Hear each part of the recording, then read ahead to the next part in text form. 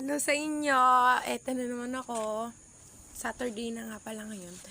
Hindi pala ako nakagawa ng content kahapon kasi nga ang dami kong ginawa. So, hindi ako nakapaggawa. Ay, ngayon magagawa na ako.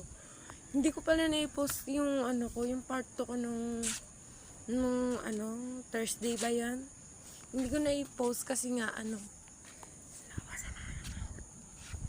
ayun, kaya hindi ko na-post kasi nagpatong-patong yung mga na-post ko kaya hindi ko na-post lahat. So, eto na. Hindi masyadong mainit ngayon kasi nga umulan, tingnan nyo. O, diba umulan?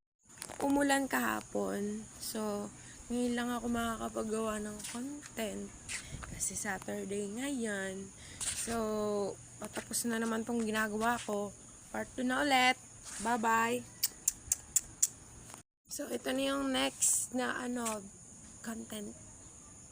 Ano nga bang ikikwento ko sa inyo for today's video?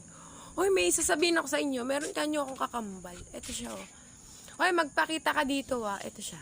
Ito sa inyo, ako nga pala yung kakambal niya. Alam niyo ba, ang pangit yan mukha yung bingot na tikbalang. Ah, talaga ba? Ikaw nga mukha kang babing gorilla. Ikaw nga mukha kang bisugo. O, palagi kami nag-aasaran yan. So, papakita ko na lang sa inyo. Aalis na ako. Bye-bye. Umalis na yung kambal ko. Finally, huwag ka nang babalik dito, ha. Sasapakin ko yung mukha mo, mukha kang bisugo. Pangit mo, mukha ka namang Finally, umalis na yung kakambal ko. Bye-bye, huwag ka nang babalik. So, konti na lang. So, papaalam na ulit ako. Bye-bye! See you na lang bukas!